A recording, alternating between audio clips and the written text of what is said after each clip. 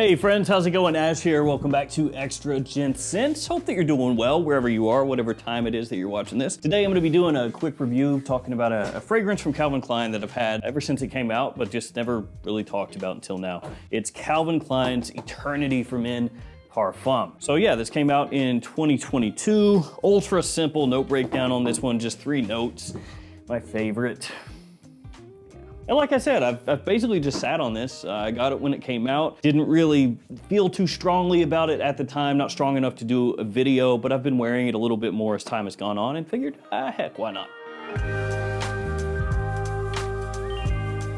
So I'll have this one linked down in the description below. Feel free to check it out down there. And as always, here are a bunch of codes that you can use at a bunch of different websites to save yourself some money. Ones I always like to highlight, GS11, 11% off flat at fragflex.com off the whole site. And then Gents 10 at Twisted Lily and Max Aroma. And a quick shameless plug, bear with me, all of my fragrances available at every Perfumania and fragrance outlet store in the US. That includes the newest ones, Edgewater and West Loop and South Slope, which is a relaunch of Blue Ridge. Same fragrance, different name. And you can also find those linked down below as well. Let's go ahead and check out this presentation. So the box here, really simplistic, not a whole heck of a lot going on. On the front, you have the name of the fragrance, name of the house, the size and concentration. Mine is a 100 ml size bottle, Parfum concentration. It says Calvin Klein up top, nothing on the sides. On the back, you have your ingredient information, and on the bottom, your badge code and barcode. My badge code 2203. And here we have the bottle, nice ambery coloration to this one.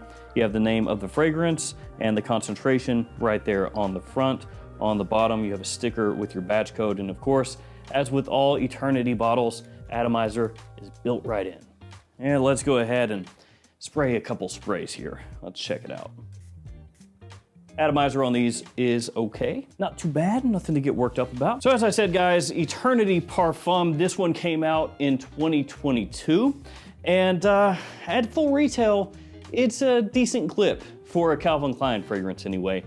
Calvin Klein fragrances, at least in my opinion, are viewed like Tommy Hilfiger fragrances, in the US anyway. And that is to say, lower down there in the designer hierarchy, right?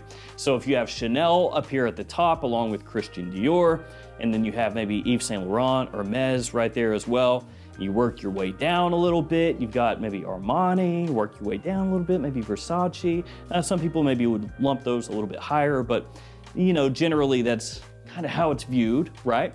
You work your way down a little further, maybe there's Jimmy Choo, and you work your way down further. Oh, there's Calvin Klein. Down there. I think for a lot of people, that is kind of how the house is viewed. So anytime that you look at a Calvin Klein fragrance or, again, a Tommy Hilfiger fragrance at full retail, you're like, oh, I don't know about that guy. I don't know, man. The retail price for this one at Calvin Klein's website is $99 for a 100 ml size bottle. If you buy it from Macy's, it's a little bit more expensive because apparently, you know, Macy's is the middleman there, and so the price is a little bit higher. $115 at Macy's for a 100 ml size of this. Now, all things considered, with how much fragrances cost nowadays at retail, that's not insane. I mean, the new Y Elixir is $180 for a 60 ml size, so obviously their fragrance is a lot more expensive. But again, like I said before, at the end of the day, it's a Calvin Klein, right? And I'll tell you here right up front, before we even really dig into how this one smells, how it comes across, $115 or $99 for this one is way too much. At that price point, you're not gonna really be having a good time here, okay? If you buy it at that price point, you're probably gonna be like, I should have just set the money on fire or gambled it. At least then I had a chance to win something. Probably wouldn't, but at least you got a chance. So yeah, full retail or at the slightly discounted full retail at Calvin Klein's website is too much for this one, okay? Just straight up, get that out of the way right away. But is it worth the price that you can get it for from discounters? Well, let's talk about that. So when you first spray this fragrance on, again, it is a very simple note breakdown, just 3 notes, but when you first spray it on, you get kind of an orange feeling in there. It's not a super sweet orange, you know, it's a little bit tempered, like a slightly spiced orange opening, but you do pick up orange, even though that is not an official note. The official note breakdown here, lavender, rum, vanilla, so that's officially what's in here, but that's not all that you're actually gonna get. So you do get that, as I said, kind of a spiced orange in the opening. Really appealing, actually. It smells very nice off the top. If you look this one up online, it's gotten a pretty good amount of hate, and I don't know that it's totally warranted, especially, again, we'll talk about it, but at discounted prices. At full retail, sure, but for what you can get it for, it's much better than you would expect. Does it smell like the Eternity fragrances that have come before it? Some of those very, very popular fragrances over the span of time. I mean, not really. Can you pick up a little bit of that classically masculine feel in here from the lavender? Sure, but does it smell very close to the original Eternity? Is this basically a deeper, richer version of that? Not really. That lavender that's in here is gonna tie it in loosely with the original Eternity, but this is nowhere near as aromatic as that one was. This one instead does lean more into that rum and vanilla side of things, that warmer side of things, that sweeter side of things. When I say sweetness here, of course, I did mention that there's not as much sweetness off the top with the citrus. The sweetness here is more of that vanilla style, that style that's actually very popular nowadays that you see used across a whole bunch of different fragrances.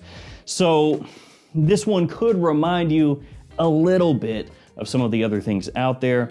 Definitely not close enough that I would draw this as like a replacement potentially for any of those fragrances. And when I say that, I'm talking, Le Beau, Le Parfum, or Stronger With You, or Invictus Victory Elixir, The Most Wanted, stuff like that. This has like a touch of that style of vanilla, but nowhere near as thick and heavy and frankly bold as those fragrances. And those fragrances also, a lot of them have more supporting notes that this one does not, like the chestnut, for example, or that coconut.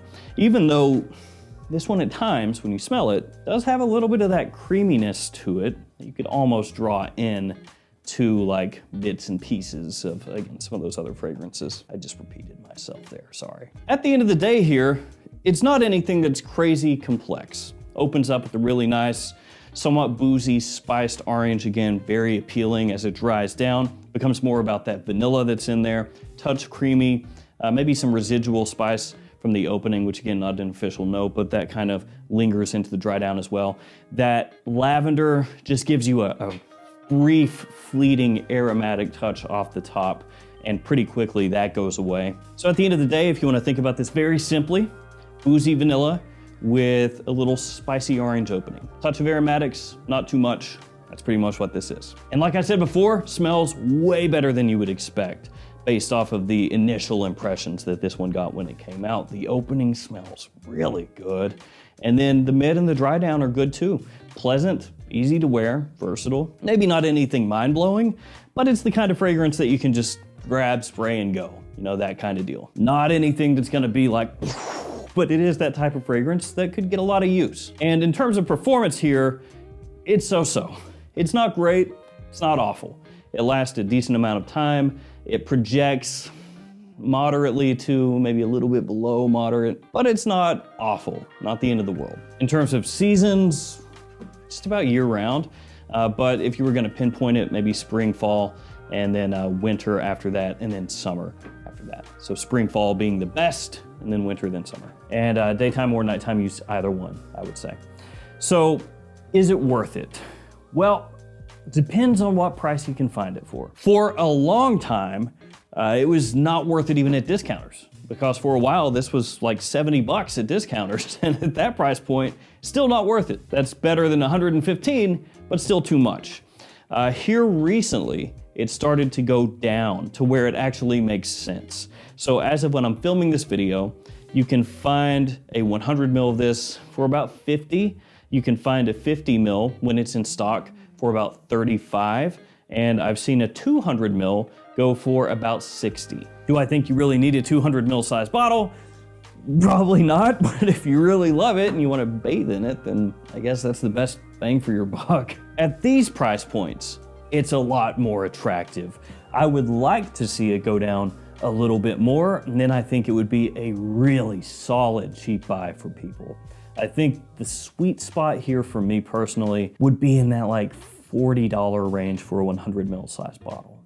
If it hits that or below, yeah, then you're talking. At that point, you have something that smells, again, amazing in the opening and smells really nice as it dries down. Not as good as the opening, but still really nice. That has okay performance, can get the job done in a lot of situations. It's got good versatility, easy to wear, very likable, and the quality at that price point would be really good. So if this is one that you have completely avoided ever smelling because it got crapped on when it first came out, I would say if you have an opportunity to smell this, like if you go into a store, they have a bottle and you can spray it out on a tester strip or on your skin or something like that, check it out. And if the opening really captures your attention, do let it dry down, because I think the opening is the best part. And if you still think the dry down is good enough at that point, put it on your radar. Or actually just put it on your radar now, and if that price keeps dropping, then again, it becomes a lot more interesting. Just do not overpay for this, and you'll be in a good spot. And I think at that point, you can go into it with an open mind, and you'll like it a lot more than if you paid $75 or up, because at that point, you're really wanting to be wowed. And if it doesn't wow you, then it's not gonna be a good time. So there we go, Calvin Klein Eternity Parfum. Better than you might expect, but still don't overpay. Thank you guys for hanging with me. Stay safe out there. I'll see you again another day with another video. See you guys later. Thanks so much. That was the weirdest outro ever.